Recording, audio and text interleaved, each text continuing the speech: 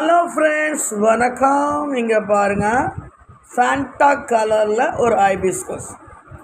Next red original.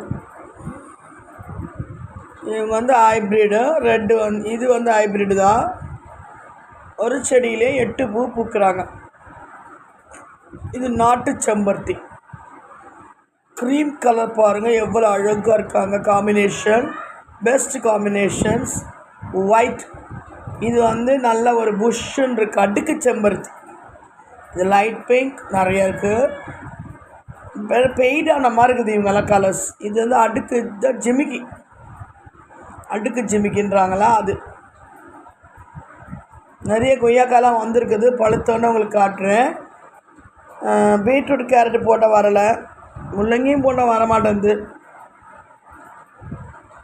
இவ்வளோ பூத்துருக்கு. Thank you. Like